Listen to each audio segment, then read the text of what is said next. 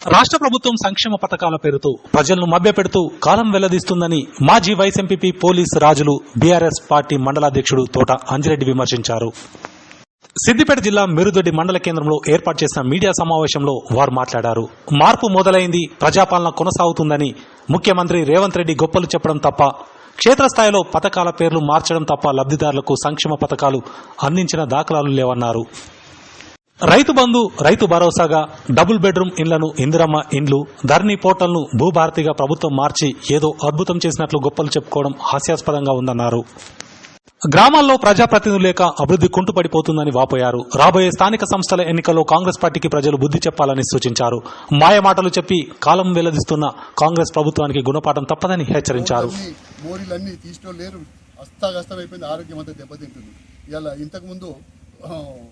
పాలకులుండి మంచో చెడో చేసి పల్లెలను కాపాడారు.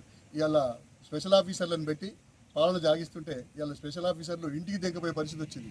వాళ్ళ జీతాలే చక్కగా వస్తలేవంటే అందరికి వెళ్ళిపోయి ఖర్చు పెట్టే పరిస్థితి వచ్చింది. ఇవాళ గత ప్రభుత్వాలు తీసుకొచ్చినటువంటి డెవలపింగ్ సంధించిపోతుంది. ఉదాహరణకి ట్రాక్టర్లు తీసుకొచ్చారు చెత్త సేకరణ గురించి. ఇవాళ వీటికి డీజిల్ లేక రేపో మాపో బహుశా ఈ పంచాయతీ సెక్రటరీలంతా ఆ బండ్లను తీసుకొచ్చి ఎండిఓ ఆఫీసులో అప్పచెప్పాలని చెప్పేసి అనుకుంటున్నారు. అంటే పాలన ఏ రకంగా పోతుంది? నిజంగా కూడా పాలన అనే మాట చూస్తుంటే ఏమనిపిస్తుందంటే, గత ప్రభుత్వం సాధించుకున్న తెలంగాణలో ఎట్లయితే బాగుపడతారు అనేది స్కీమ్ తీసుకొచ్చింది. ఇలా ఉన్న ప్రభుత్వం ఖజానాని ఏ రకంగా అయితే కాల్ చేస్తాం, ఏ స్కీములు అయితే తీసుకుపోతామని చెప్పేసి ఆలోచన ఉండదు తప్ప ఇంకోటి లేదనే దానికి నిదర్శనం. ఇలా రైతు భరోసా పేరు తీసుకొచ్చారు, రైతు బంధు తీసి రైతు భరోసా పెట్టారు. ఈ రైతు బంధు విషయం, ఈ రైతు భరోసా విషయం తీసుకుందామంటే గతం వీళ్ళు తీసుకొచ్చారు. ఇప్పటికీ 3 రైతు భరోసాలు వేయాలి. పోయినసారి 1 ఎకరా నుంచి 4 ఎకరాల వరకు వేసారు, అది వదిలేసారు. అక్కడ మళ్ళీ నిన్న స్టార్ట్ చేశారు, మళ్ళీ ఎకరా నుంచి స్టార్ట్ చేశారు, 3 ఎకరాల వరకు బట్ట తీయాలి వరకు.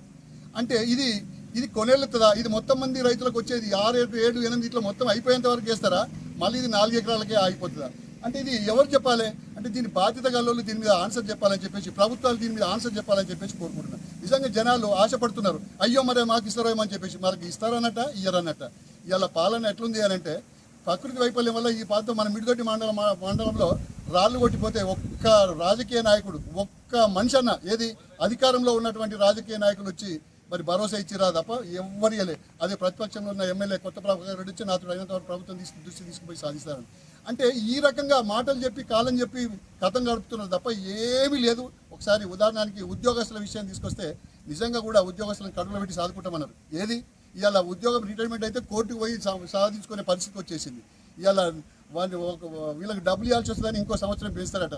నేను అనేది ఒకటే ప్రభుత్వానికి, ఇట్లా పెంచుకుంటూ పోయేదానికన్నా సత్యదాకా ఉద్యోగస్తులు ఉంటాడంటే ఎవడికి అడగడు, వీళ్ళు డబ్బులు ఇవ్వాల్సిన పరిస్థితి కూడా ఏర్పడింది. అట్లే ఇలా మార్పు ఏంటిది? పేర్లు మార్పే తప్ప ఏం మార్పు చూస్తున్నారు? ఇంతకుముందు గవర్నమెంట్ హాస్పిటల్కి పోయే కొంచెం కార్పొరేట్ తలదనే విధంగా హాస్పిటల్ పనిచేసినాయి. ఇలా మళ్ళీ మొదటికి వచ్చింది, మాకు వద్దురో ఈ సర్కారు దావఖానా అనే పరిస్థితికి మళ్ళీ తీసుకొచ్చారు. ఒకసారి చూడండి మీరు కూడా. ఇలా నేను అనేది ఒకటే, మేధావులంతా నోరు విప్పి ప్రజలను చైతన్యవంతం చేయకపోతే ఇంకా జనాలంతా ఆగిపోతారని చెప్పేసి, నష్టపోతారని చెప్పేసి కోరుకుంటున్నారు. నిజంగా కూడా రీసెంట్గానే మన ముఖ్యమంత్రి రేవంత్ రెడ్డి గారు ప్రజలను ఆలోచించమన్నాడు, రైతులను ఆలోచించమన్నాడు. ఏది మంచిదో నేను కూడా అదే చెప్తున్నా, ఏది మంచి ఏది చెడు అనేది ఆలోచించాలి ప్రజలు కూడా. ఎందుకంటే ఏ ప్రభుత్వం ఏం చేసింది, ఏ ప్రభుత్వం ఏం చేస్తుంది? ఇలా కళ్యాణ లక్ష్మి పేరు మీద తులం బంగారం ఉన్నది, ఎటుపోయింది ఎవడు అడిగేటం లేరు. నేను ఇప్పటికి కూడా ఏం చెప్తున్నా అంటే, వీళ్ళు ఏమన్నా అంటే అప్పులపాలు చేసిపోయిండు అని కథలు చెప్తున్నాం. అప్పులపాలు చేసిండు అయ్యా మాతోటి కాదని మీరు కూడా పక్క జరుగుతుంది, లేదు మాతోటి కాదని చెప్పుండ్రి, లేకపోతే చేతకాకు దిగిపోండి. ఏంటిది? ప్రజలను మాయమాటలు చెప్పి జనికిచ్చి ఆగమాగం చేసి ఆశల పల్లకి వెళ్ళించి జనాలను అయోమయం చేసుడే తప్ప అభివృద్ధి అనేది శూన్యం. ఎలక్షన్ వచ్చి 18 నెలలు దాటిపోతా ఉంది.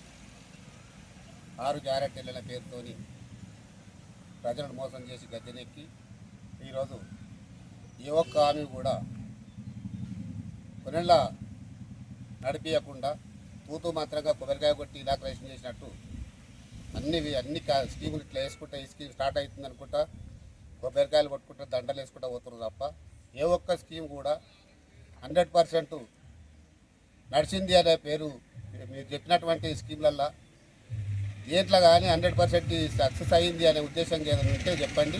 దాన్ని మేము దేనికంటే దానికి కోరుకుంటాం.